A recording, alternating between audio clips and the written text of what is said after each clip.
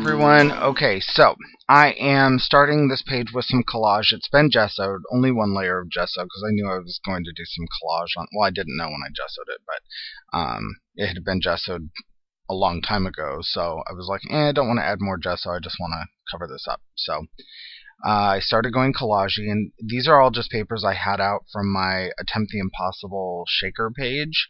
So I was like, they're on my desk. Why pull anything else out? Why make a bigger mess? Because God knows I make a mess when I create. Oh my God, it's so terrible. I was in here like one day after a month of having not been in here, and my wife's like, yep, I can tell you were in here because there's stuff on my chair and there's stuff on the floor, and yeah, you can't see my desk. So I'm using Distress Ink now that these papers are dry, and these papers are not sealed because I just glued them down on the back, so they're going to suck up some of that color. So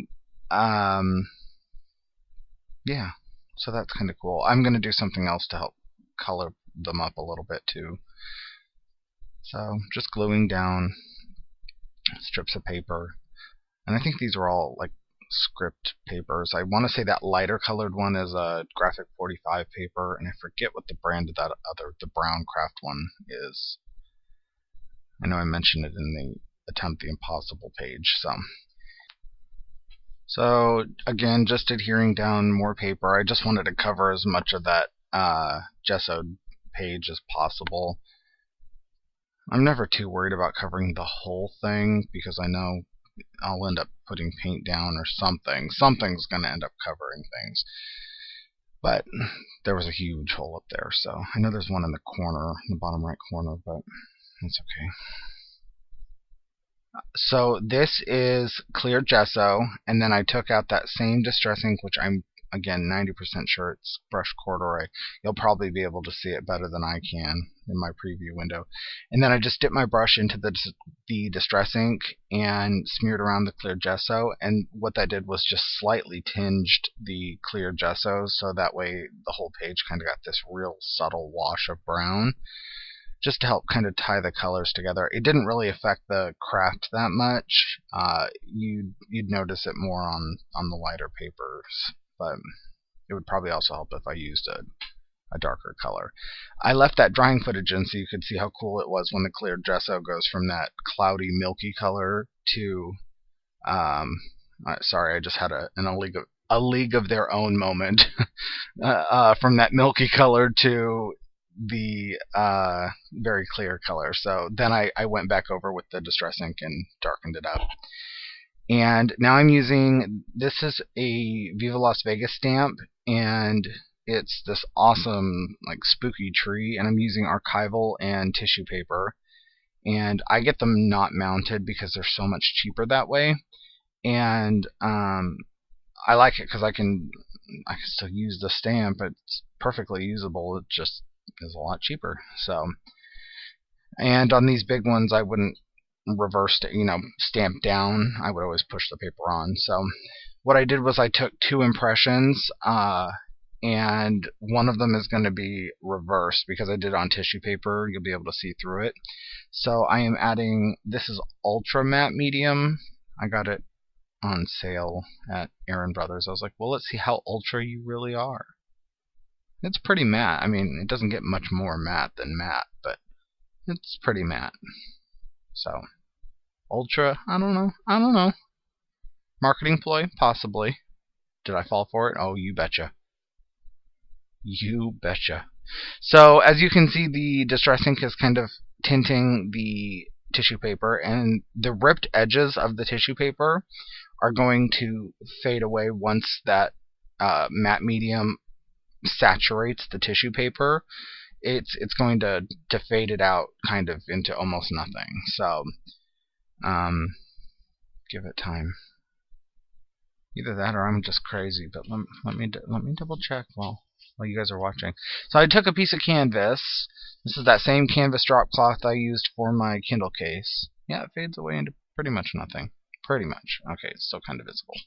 So anyway, yeah, piece of canvas, ripped the edges, and frayed them, and then I took a very, very fine tipped brush. These are my all new favorite brushes. They're by Princeton, and they're available at Aaron Brothers, and I wait until they go on sale for buy one get two free, and then I usually get 3 brushes for $10, and that's a really good deal considering how awesome these brushes are.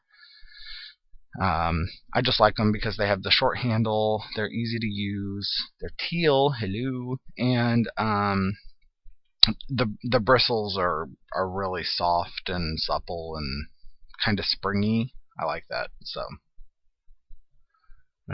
just again writing with my handwriting.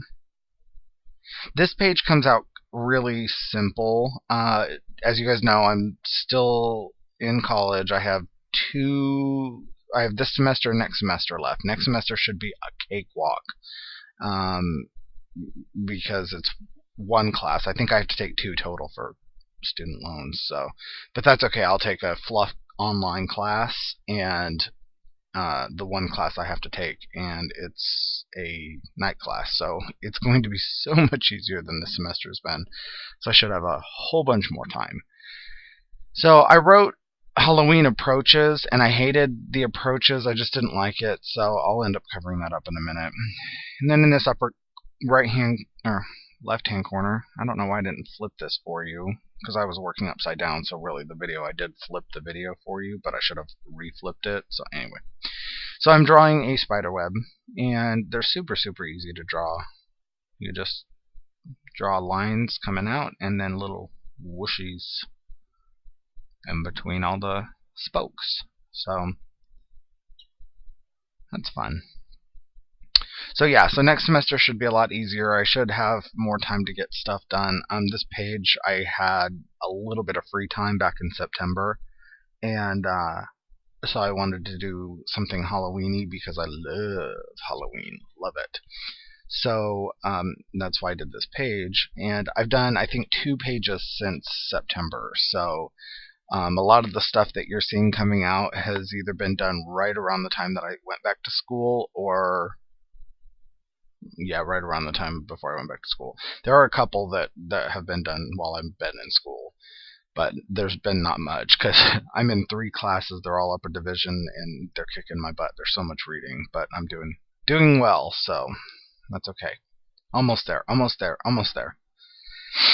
So I am using, this is window insulation foam, and it's thicker than normal mounting foam, that like the 3M foam, and only one side is sticky. So I hot glued the one side and let the glue on take care of the other side. So it's pretty cool. See, I'm peeling the backing off. I had super glued it, and poof, it's really thick. So I like it, so I don't have to waste a whole bunch of the expensive 3M tape. I got that from the dollar store. So it's usually in like the home care, you know, like home goods, like auto supply section. When I find it, it's sometimes hard to find. So now I'm using that same brush, and this is FW Fluid Acrylic, and it's the sparkly one. It's got a shimmer in it. And I took another chance with the handwriting, hoping to God I didn't hate it, and wrote almost, and then above that it says it's almost Halloween.